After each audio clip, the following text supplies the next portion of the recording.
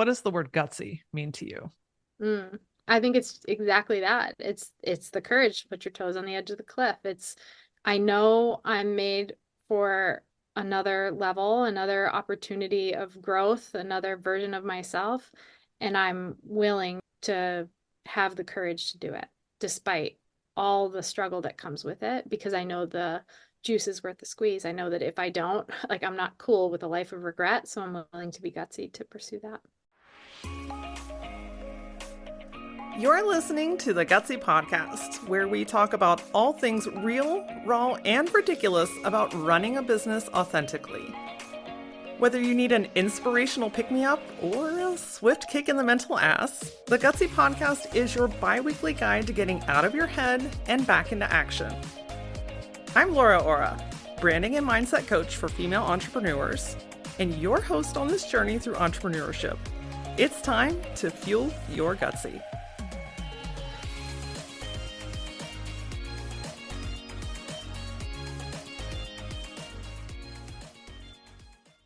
Have you been doing and trying every single thing humanly possible to grow your business, but feel frustrated because it's just not getting to the place that you know that it could be? What if it's not actually the strategy or the techniques that you're using, rather the clarity, confidence, and intentionality that may be currently missing? Today, we're talking with Liz Hartke about intentional steps that not only move the needle, but help you experience a breakthrough year. The kind of moves that help you to blow the top off. Liz is an international business leadership advisor and founder of the Luminary Leadership Company. Liz and her team work with visionary entrepreneurs to unlock their leadership potential for a life of freedom, prosperity, and legacy. Through her competitive masterminds, mentorship, and online programs, Liz has broken the mold on what it looks like to be a truly successful business while honoring the areas of life that matter most. Her expertise has been featured in media outlets including Forbes, Fast Company, Entrepreneur, and she's personally mentored top industry leaders and has spoken on stages throughout the world. Before we dig in with Liz, we talk about confidence a lot in this episode, and one of those things is learning how to reframe your thoughts. It can feel sometimes easier just to give in to the thoughts instead of challenging them and shifting them, but those habits are not going to help you get to that next level. You truly have the ability to shift these thoughts in the moment, and I understand that you just might need some direction to know how. I've built a free 5-day private podcast experience called The Foundations of Getting Out of Your Own Way. And in this, I'm going to walk you through my signature method that helps you to recognize, shift, and reframe those thoughts in each moment. It's free and has instant access, and all you have to do is go to lauraora.com/foundations to sign up and get it today.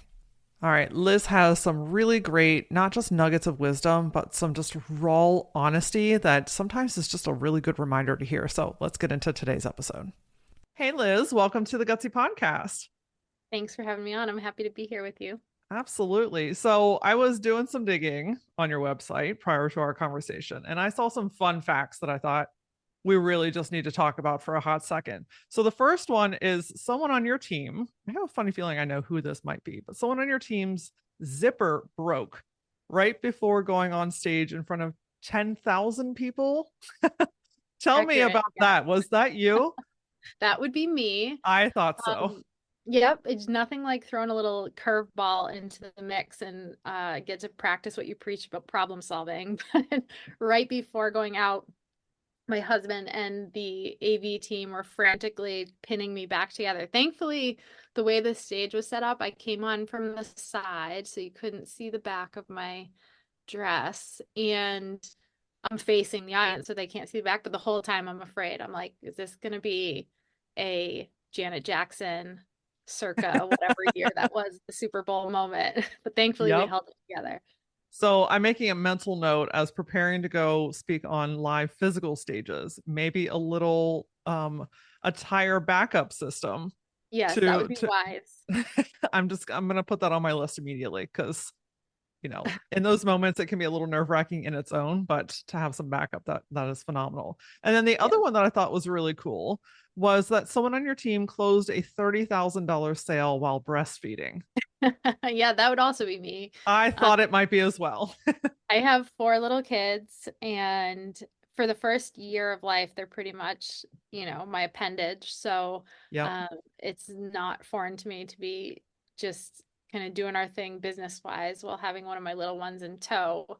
And wasn't even really thinking about it. I regularly will do for my bigger clients the sales call myself because it's a whole process. We're vetting them, they're vetting us. And oftentimes I end up nursing through a lot of it because I'm like, I need to keep this baby quiet. um, so I was doing that and then closed the sale and then brought that to my team and wasn't even thinking about it. We had a meeting right after. And one of my team members was like, you just closed a $30,000 sale while you were nursing. I'm like, oh yeah, I did. Oh That's yeah, kind of just casually. yeah, no big deal. Have since done with my youngest, our 1 year old, a $55,000 sale while breastfeeding. So we're gonna keep That's upping the ante and see how high we can get. I like you need like a counter or a ticker on your website. Like what number can Liz go to while nursing? Right, I right. just I love talking about that kind of stuff because it just humanizes it, right? Like I know that you're very, very passionate about growing a business and a family simultaneously, right? Like family first, but also doing the things that you love.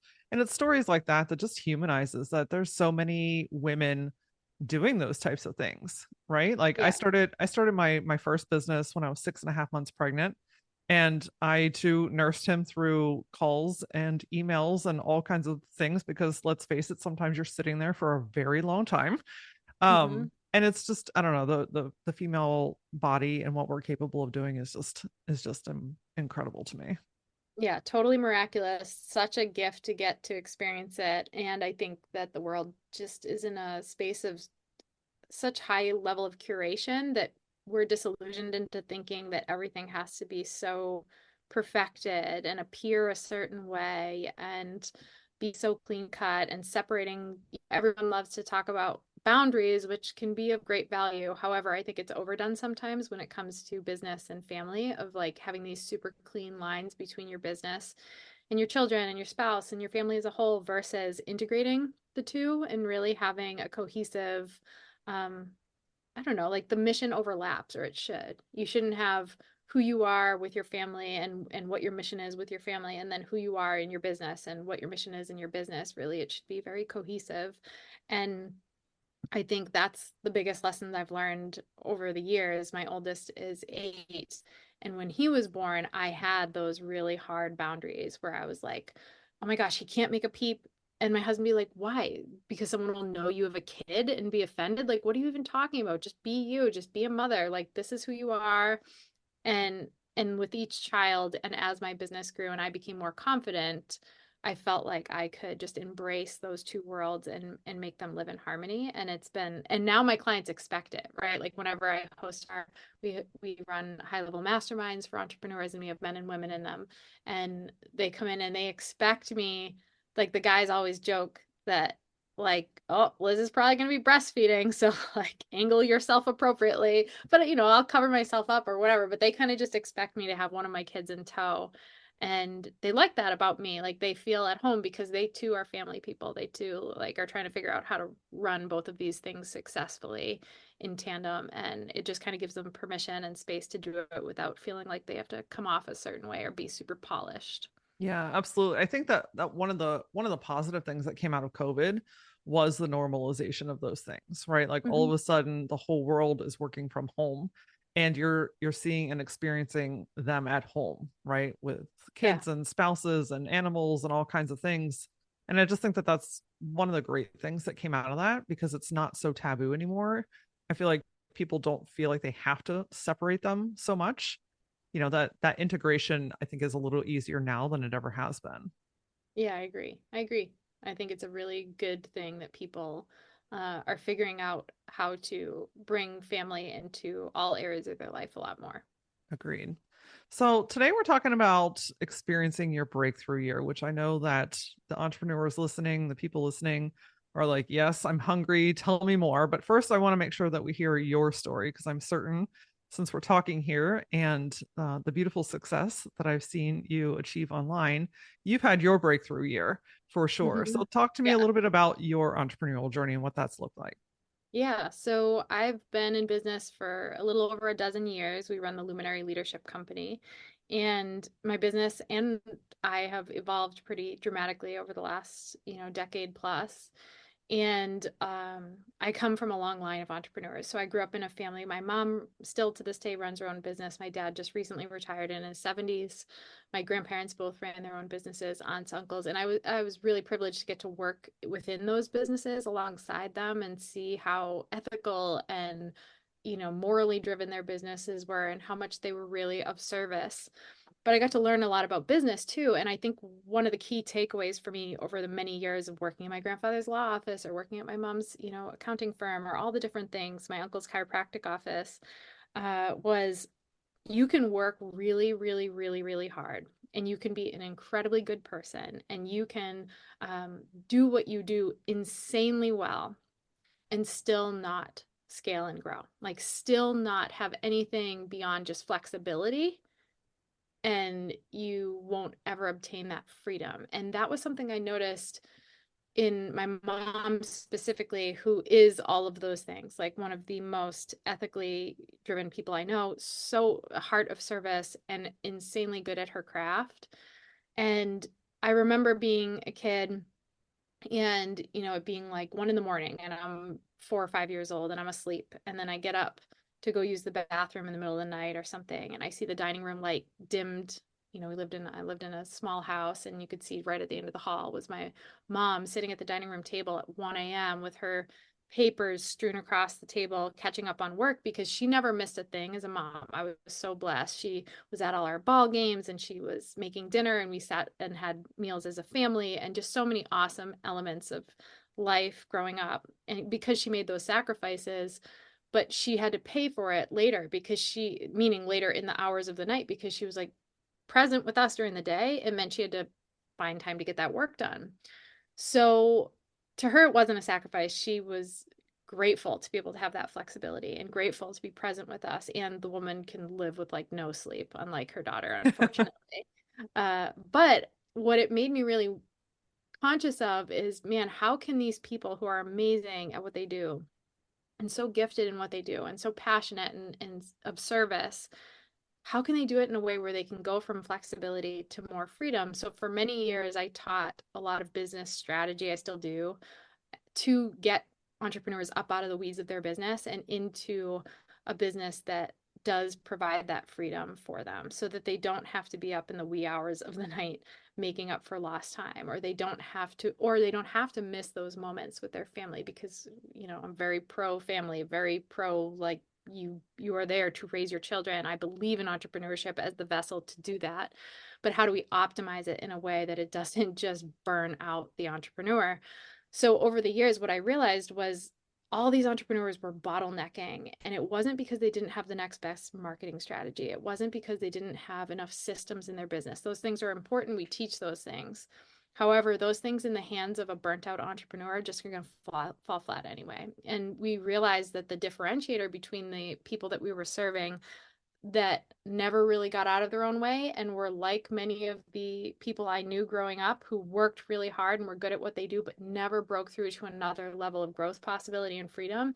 The differentiator, it was a focus on self and leadership, right? They had to become the person they need to be to carry that mission into that next level. So a lot of our work is digging into the entrepreneur and helping them get massive clarity around their vision. All the people I work with could rattle off in 2 seconds where they're taking their business 5 years from now. They're as confident in that as the work that they're doing this afternoon. And with that clarity comes confidence to lead. Then we also are really tapping into ensuring that the business that they're doing is in alignment with who they're called to be. We've got one life, right? We've got one shot at this thing. I can help you build a 7 or 8 figure business. But if it's at the expense of your marriage and your children and your quality of life and your health, what good am I doing you? Nothing. I'm taking you further and further away from the person that you're intended to become. So a lot of the work that we're doing is really making sure, is this what makes you come alive? And then it's focus. All right, if we've identified what you're called to do, we know where you're taking this business, we know how it aligns with your family and your values and all of those things and the impact you're meant to make in this world. How do we help you focus on the actual needle movers that are going to help this business go to those next levels, 10x versus that slow, painful, incremental maintenance that we're often trapped in, the hamster wheel or spinning our wheels or whatever. And how do we create a business model that's going to support that freedom that we're seeking and that impact that we want to make? So we do a lot of work that's beyond just the strategy. And I am insanely, obnoxiously passionate about this work because I've seen how it takes people from overwhelmed entrepreneur into visionary leader, where they can see the path forward for their life. They know the work that they're doing is meaningful and purposeful. They're able to be present to raise up the next generation of leaders right there in the four walls of their own home. So they never feel that regret or that pain of being split in two. And they're in momentum. They're seeing more profitability. They're seeing more freedom. They're getting bigger opportunities. More doors are opening, and they're not stuck in that, I don't know what I call like just the menial, slow growth that so many of us are trapped in when we're trying to build a business just one step at a time versus what is going to blow the top off this thing? Who am I really meant to be? And how do I tap into that exponential growth that I'm feeling called to? Mm. We're going to come back to that. What's going to blow Yeah. the top off? We're going to dig into that for sure. So many amazing things in there. I'm kind of curious in your own personal journey of building your business. Did you also experience some of those things? Like, Oh my did you gosh, yeah. talk to me about repeating some of those things? Because, we see it, we experience it, but until we go through it ourselves, it just hits differently, right? So I'd be kind of curious, what are some of the things that you ran into as you Mhm. were growing and building your business? I think I really believe in the new level, new devil statement. It's really when you start to feel yourself butting your head up against a ceiling in your growth, whether it's in your business. For example, I have clients where I meet them at a point in their business where they're like, I have just totally plateaued financially. That's one symptom that you'll see when you know that you're either going to stay stuck there or you're going to have a breakthrough. Other people experience a lot of team turnover. Maybe they're hiring out of desperation. They're like, I'm so spread thin, I'm so maxed out, I got to hire somebody. But then there's a lot of turnover, or that team member becomes more of a energy, time, money suck than they are a benefit because you don't know how to lead them and you don't know how to you don't have the systems to support them.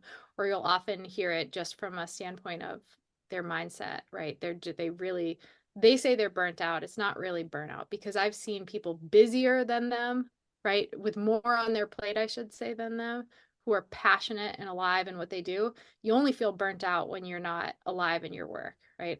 I've been in seasons where I've had more on my shoulders than ever before, and I am kicking ass and taking names. I'm firing on all cylinders. I'm so excited. I'm popping up at 4 a.m. because I'm so pumped. And then I've had seasons where all I have to do is maintain what it is. I hardly have anything on my calendar and I'm dragging butt. Like I don't want to get out of bed. I feel so exhausted. I'm burnt out by the work I have to do. I'm dreading the next meeting. And I've convinced myself that I'm so busy and I'm so stressed. It's so to me, burnout is just a perspective shift. It's like what's on your plate and what's ahead of you, what's that vision that's either inspiring you or draining you. So for me, I've had that many times over. And now I know it as like the little indicator light on the dashboard of, oh, it's time for another breakthrough. It's time you're being led into something else. Whereas before, I would stay stuck there, sometimes for more than a year, 2 years, where I'm just keeping the thing afloat. And I feel like I'm growing because I'm so busy. Because if you open my Mm. calendar, it shows evidence of the fact that I'm important because I'm on calls and I'm running meetings and I have to do this and I have to create this content. But in totality, if you add up all that stuff, it's not taking me anywhere. It's just keeping me where I am. So I've had many seasons, more than I can count. I still have them. They will never go away. I just now have the tools in my tool belt to do something with them. Mm. Where I'm seeing, oh, this is a sign that I'm playing small, that I'm playing safe, that I'm playing defense. Time to shift to offense. Where am I really being led next? What's next for me? I often experience it after a big win. So when I've had a successful launch, when I've brought on that, bigger client, when I've knocked a talk out of the park, you have that high of I did it, and then you want to maintain that level of success. But anytime a creator, right, a visionary gets into maintenance mode, their soul slowly starts to die. So it's not that you always want to be creating new things, because there's a detriment to that too, but you want to be creating from the standpoint of, am I inspired by where I'm going? Am I doing the work I'm called to do? What could I be doing better? How could I lead my people better? Whatever it might be. So yes, I've experienced that more times than I can count. But now I feel like I have the speed and the agility to say, okay, cool, I'm feeling this. Now it's time to make the positive changes to experience the momentum that I'm seeking. Yeah. I think you brought up a really good point about, when you do hit something that's really great, right? You know how that feels, right? It's a full body yes. All of a sudden you're tapped into a whole new set of energy that you didn't even know existed. And then sometimes it can feel like a letdown after, because things Mhm. kind of go back to quote unquote normal, right? Like what have you seen? Are there ebbs and flows to that? Like how do you maintain your energy and perspective on things when you do have a big win and it's like that's not the norm for every single day now?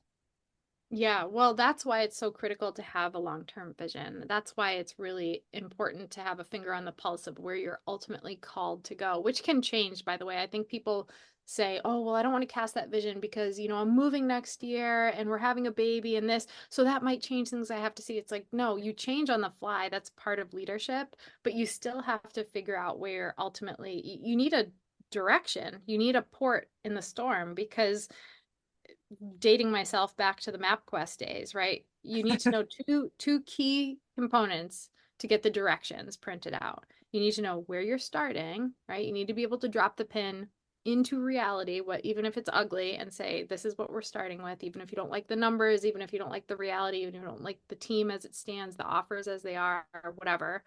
And you need to be able to punch in that destination.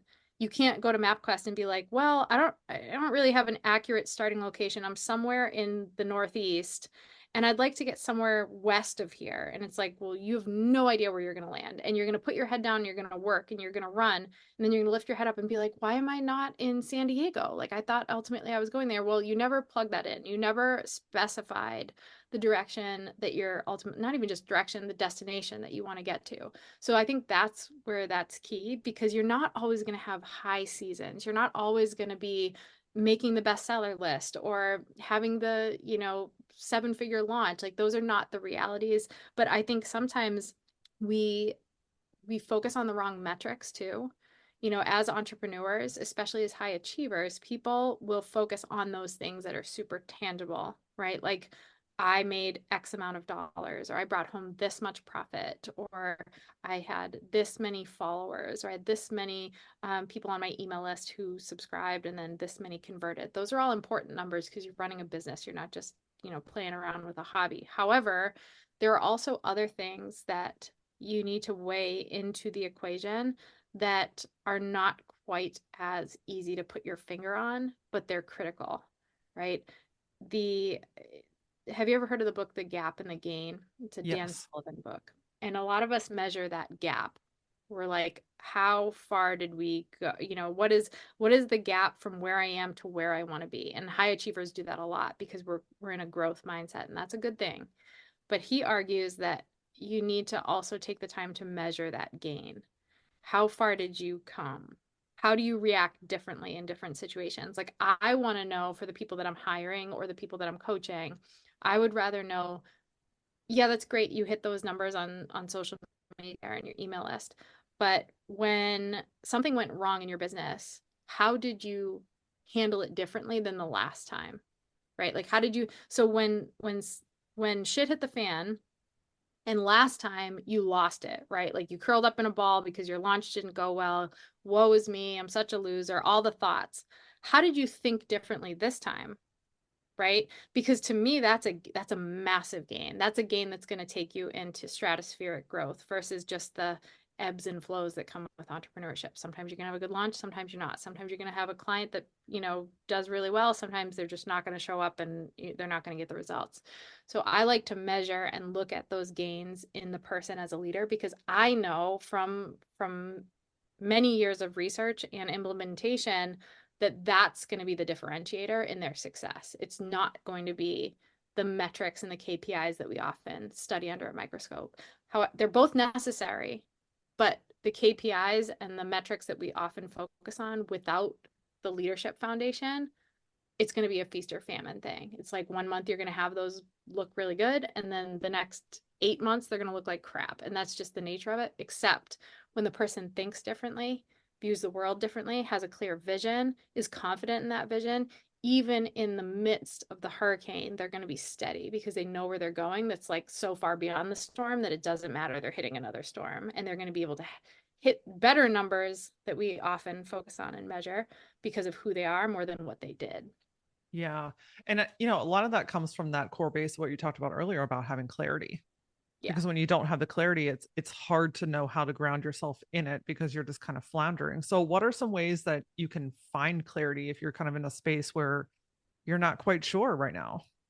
Well, one thing that I do regularly for myself with my clients and recommend to other people is you have to have a clarifying process, right? So we have frameworks that we walk our visionaries through that we recommend them doing it weekly. And they are specific questions that are grounding them in reality and helping them paint and cast a brighter, more clear picture of where they're going. When I was in fifth grade, there was this season. I'm pretty introverted, but I had a lot of friends, like kind of periphery friends. I wasn't ever a part of a group, but I had a bunch of friends in different groups. I played sports, but I also liked music, and I could hang out with a nerd or two. Like anything went. It was cool. And then I went through this season where I was really leaning into that introversion, and my teachers started to notice, and my family started to notice. It was just very unlike me. And at the same time, I was a kid who would answer a question in class if I knew the answer. And I stopped answering questions. I stopped asking questions. I got really quiet. I also noticed a decline. My, family started to notice a decline in my grades. And then I played basketball, and I was one of the leading scorers. And all of a sudden I stopped shooting. Like all this stuff started happening at once. Well, my dad, who used to drag me out to the driveway to practice my free throws all the time, noticed I was missing my shots all of a sudden. And he's like, goes to my mom and he says, well, it's got to be her vision because this kid doesn't miss shots. Like we practice all the time. So he's like, get her into the eye doctor. I go into the eye doctor and I find out, oh, I need glasses. So all of those things that were causing me to shrink in who I was and lose my confidence and become quiet and not live into my potential and stop doing the things I once loved and stop interacting. Like my teachers even noticed when I'd pass my friends in the hallway, I wouldn't say hi. Well, I couldn't friggin' see their faces. So I didn't Mm, want to say hi and think it was Joe when it was really, a girl. And I had no idea who I was talking to. So I had lost my confidence. The second I got glasses, I went right immediately back to the kid I was meant to be. I was talking wow. to my friends again in the hallway. I was shooting shots and, having fun playing sports again. My grades came right back up. I was raising my hand in class.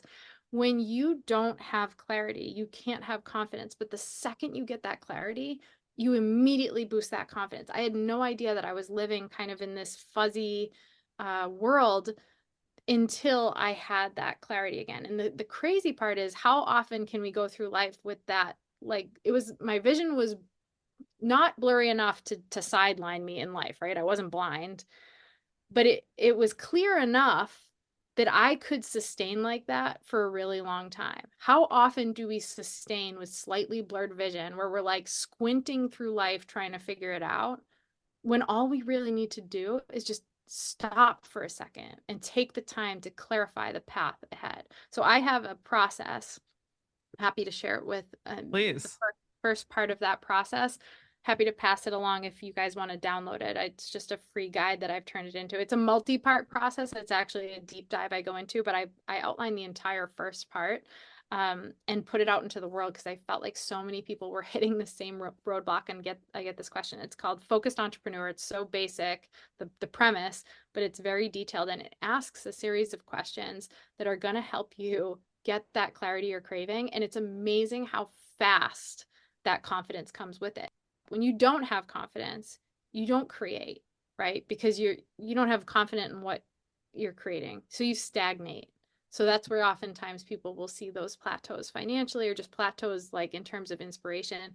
When you don't have confidence, you also don't lead, right? So if you have a team, your team really feels that hit. They don't know where they're going either. So they're just doing the bare minimum to get their paycheck versus being inspired and building a vision with you.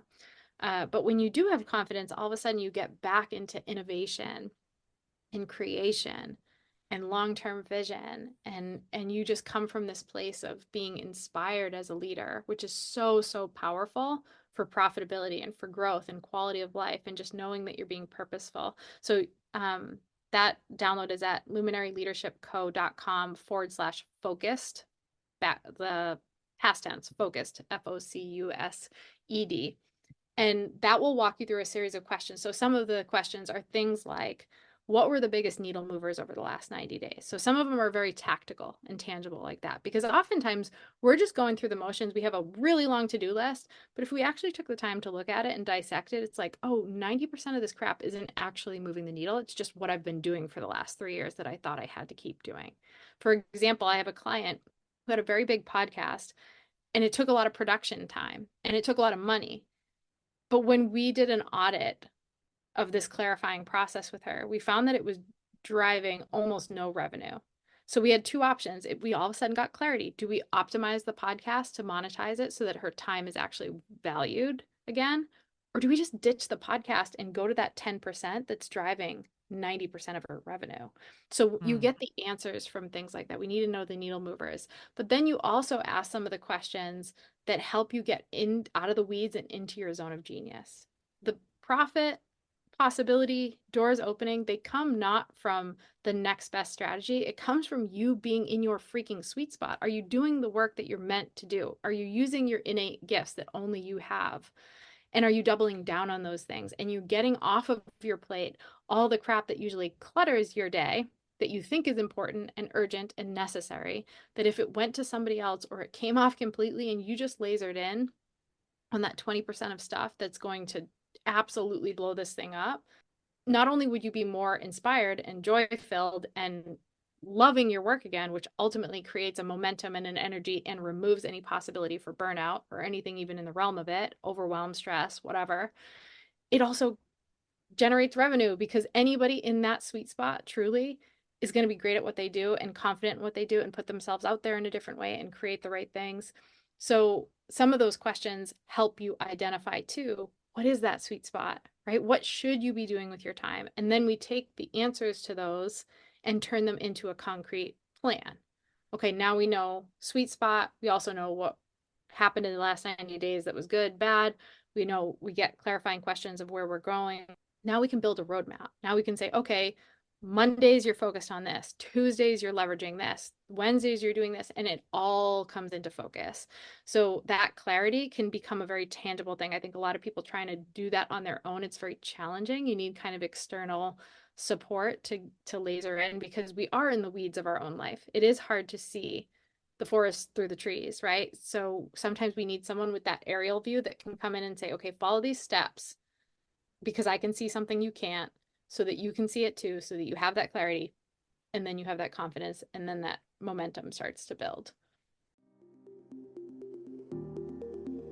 If you've been struggling with the mind noise that seemingly stops you from moving forward, then I would invite you to download my free private podcast experience called Foundations for Getting Out of Your Own Head. Each day for 5 days, I'm going to send you a 20-minute episode that are going to help you gain the tools to instantly shift your mindset, deeply reconnect with your true self, and know how to take empowered control of your life and business. In this podcast experience, I'm going to cut through the noise, and I'm going to be your guide to breaking free from what is holding you back. And that, my friend, is your thoughts. So if you're ready to cut through your own noise and finally move forward with the things that you desire, go to lauraora.com/foundations to get instant access.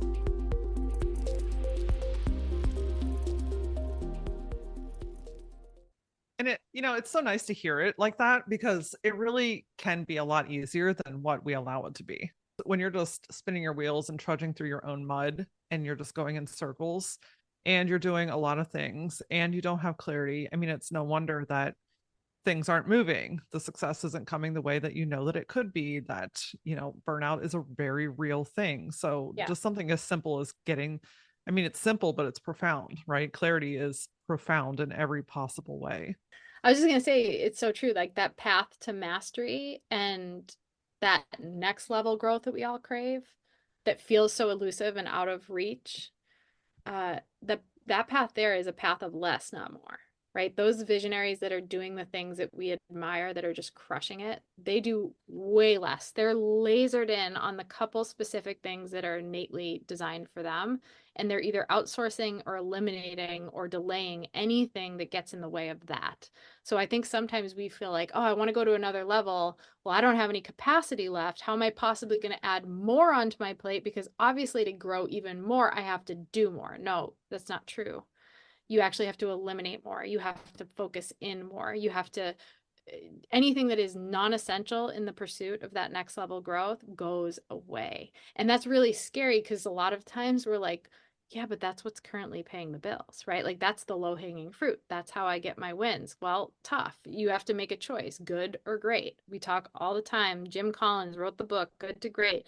The entire premise is you keep wanting great, but you're hanging on to good for dear friggin' life and expecting somehow the compound effect to kick in and you to somehow get to great. No, great is not accessible. It's an island.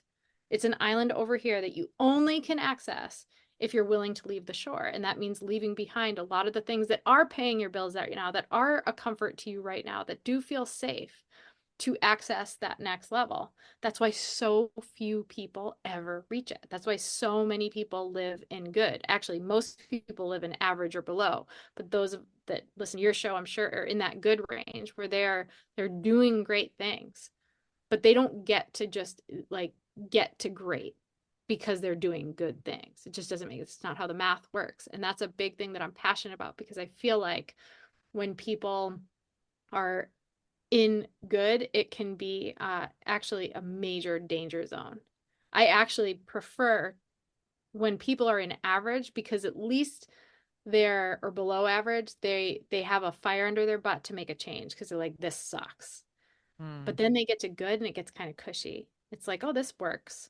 And it demotivates us from taking that next risk because we already took risks to get to good and we don't want to mess that up. We don't want to lose what we have. Well, you have to be able to embrace an entire new level, which means letting go of so much that has kept you safe and comfortable up to this point.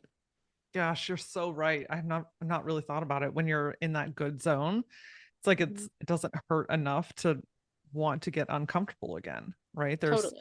There's comfort in the discomfort Hmm. because it's a familiar thing to you. So, Yeah. really being able to break through requires yet again that next step, that next risk, that next big decision that's going to allow you to get there. Otherwise, you're just hanging on to sandbags. Yeah. Hmm. You also shared about a lot of pressure Yeah. on one particular thing working. And I just think that that's so relatable. Like, you're putting all your eggs in one basket, or you're building this one program, or you're setting out to do this one thing. Like, there's so much pressure. Like, oh, this is finally going to be the thing that helps me break through. What are your thoughts and feelings on that? What's that actually doing to us? Well, I think it's twofold. I think it is wise to focus in on one vision, right? There are there it's not necessarily one offer, one launch, one thing that's going to get you to that vision. It could be 10 years of doing a multitude of things that are going to get you there. But the trouble is people are so emotionally connected to the outcomes of the things they're testing along the way that it defeats and depletes them that they never really get to that vision because it's too hard. So what I mean by that is you have to be emotionally invested in the vision. That's the long term. And you have to be committed to playing the long game. It's not about this quarter. It's not about this month. It's not even about this year. It's like, what are you here to do? Period. But you have to be emotionally uninvested, disconnected from the outcomes of the day to day. It's Mm. data, right? And you need to look at that data and say, okay, well, that didn't go well. Why? So you can fail appropriately in the forward direction, right? Like failure is an asset because if you're never failing, you're not really taking any risks or trying anything, you will never be anybody, right? You will be that average. You'll feel safe and you'll feel good because you get occasional wins, but you're never going to grow in who you're into who God's actually called you to be, right? So instead, what we want to do is have a fierce connection to that vision, but we're not getting all emotional when we're tweaking our way to victory. And that's what we teach our clients a lot is how do you extract that data and just let it be data? It's not a personal attack on you. It's an opportunity to grow. So for example, if you have a launch and those launch numbers are not what you wanted them to be, they are not a representation of you personally being a failure. They are not a representation of, see, so and so is right. You were never going to make it in this industry anyway. The people that find success are willing to tweak their way to victory. They know that as they're planning that launch, they're already thinking about the next one. They're like, okay, cool. I know I'm going to have to launch this again. So I want to pay attention to where this went good, where this went bad, so that we can make changes for the next time. And they're not building up all of their personal worth in something they put out into the world. And then the data can give you the answers. It can be like, oh, this was a terrible idea. I thought it was a good idea. What are we going to change to make the next thing better? So it's that disconnection from the day-to-day outcomes, but a commitment to improving them and an emotional attachment and passion for the long-term vision of where you're going. I think people play the short game, and that's the problem. It's like they try something once, they cross their fingers, it's like this better work. This better work. If it doesn't work, then it's, then I'm done. It's like that is such a shitty attitude, and you should quit now and just go get a freaking day job and collect a paycheck because you want safety and you want security and you want simple. That's the path for you. Entrepreneurship is a really rugged path. It is not for the faint of heart, and it will beat you up. And if you're not willing to walk that really rough path and know ahead, what has helped me is changing my expectation. I talked about the expectation gap, right? Disappointment comes from expecting one thing and getting a different thing that is less than or not as good as what you once expected, right? When your kids come in, you spent all this time making a beautiful dinner, and your kids thought you were going to be making, pasta al forno, and you made whatever meatloaf, and they see the meatloaf, they're like, "Ah." Even if they like meatloaf because they were expecting something else. The same thing is true for us, right? We have to set the appropriate expectation of what entrepreneurship is. I expect things to go wrong, right? Like I expect it to be hard because I know I'm doing something so incredible. And I know there is not evidence of a single person on planet Earth who has ever done anything absolutely worthwhile and remarkable that didn't have to walk through the gauntlet to get there. Period. And I base a lot on evidence. So both ways. If there's no evidence of anyone ever having done something remarkable easily, like without any challenge, and there's an abundance of evidence of people who have gone through really hard things but come out the other side, I'm going with the latter, right? Like I'm going with the path where there's evidence of what's actually possible.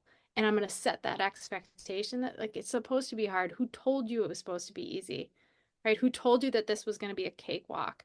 You're in the wrong field if you think that this is just going to be like the what is going to be the evidence of whether you're successful is whether this came super easily to you. No, that's not fair to tell yourself. I don't know who lied to you, but that's not true. So I think I see that a lot, even with my really successful clients who have built large businesses, 50 plus employees making 8 to 9 figures. They'll still come to me and have those moments where they're like, I just don't know why this is so hard. And I'm like, you don't?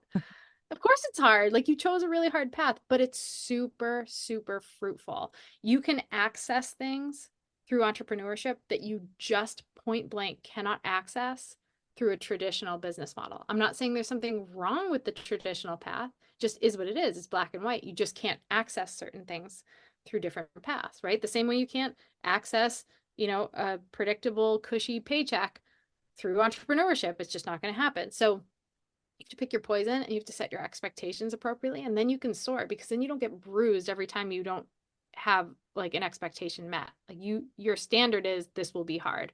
And if it's anything less than hard, you're like, cool, that was gravy. That was unexpected win. Like then it feels good. It's like fuel, at your back versus everything draining you because it's, oh, yep, yet another tough thing. Well, yep, that's how you get molded into the leader you need to be. If it wasn't tough, there'd be no chisel against your back shaping you into the leader you need to become in order to carry out this big mission that's been placed on your heart.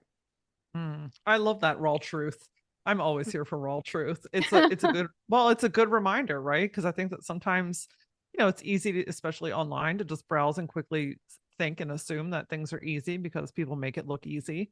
Yeah. And it's just really not the truth. It's such a facade that we have the reminder, the raw reminder that this shit is hard. Mhm. And, I think sometimes the bigger the purpose you were here to serve, sometimes those hardships and challenges are mountains, right? But it's so freaking rewarding Yeah. too, right? When you have that Right. clarity and you're doing what you love to do and it starts to work, like that's a sweet spot of its own. And I want to come back to that comment you made earlier about, what's going to blow the top off. That's that's ultimately what we're talking about, having a breakthrough year, right? Like where that, like the shit just starts working, like the doors start opening, things start flowing right. It doesn't mean that it's void of challenges, but it means like this is a tangibly working now. What are some Right. things that you see people are doing, your clients are doing, that do blow the top off, that do give them that breakthrough year that they've been hungry for? Well, so it's multi-part, and this is how I'd break it down for you. The people that I typically work with, they have a desire to have that big breakthrough, right? They're craving massive growth. They want to get to their next level. They're feeling called to it. They're hungry for it. They're excited for it.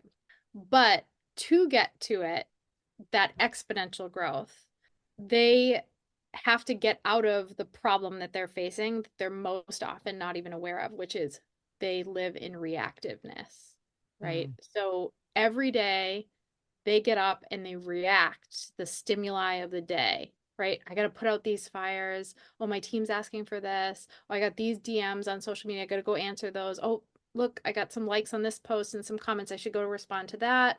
Oh, I have to launch this offer, so I got to go create these things and get that off the ground. Everything is a response. And the frustration that's birthed from that is that they feel stuck.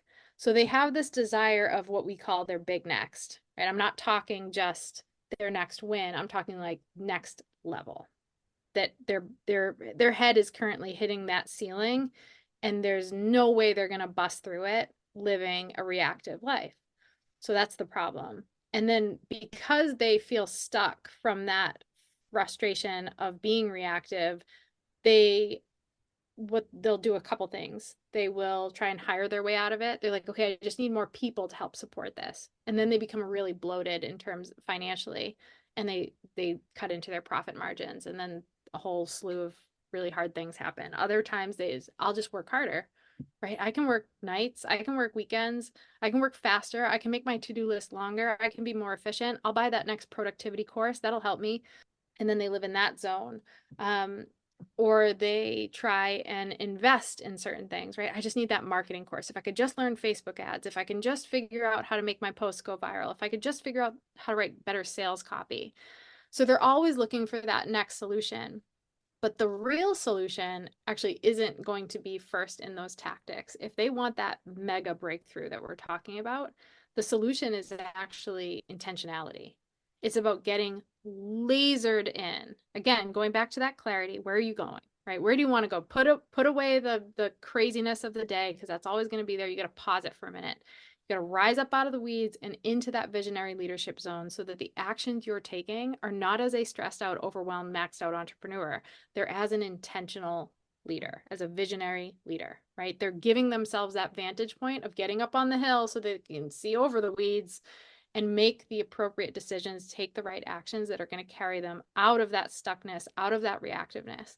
So we start there.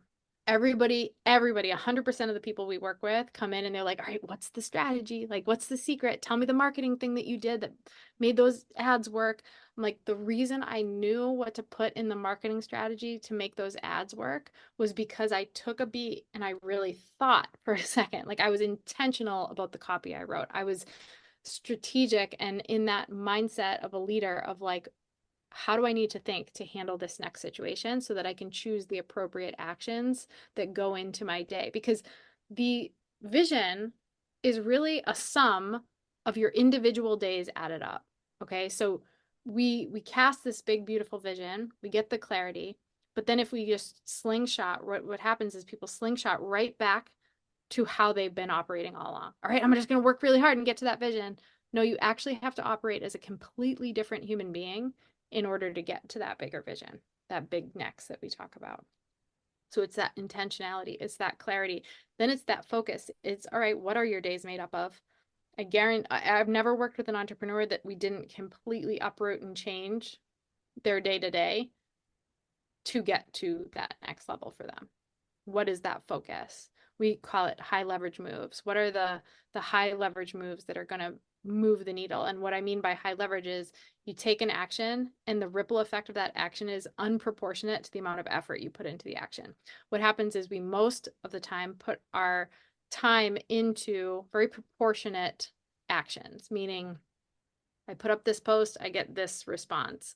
I answer this email, I get this response. But we want to take actions that it's like I do this thing and I see the hockey stick growth, right? Like I write the book that takes me a year to write, so I don't do it because it takes so long, but then I do it and now I get to jump into another level, right? I make the Mm. pitch that if I land this pitch and I follow up 100 times to finally get the proximity to this person that I'm trying to get in a room with or do this work with or collaborate with, and it's a yes, I get to see and experience that growth.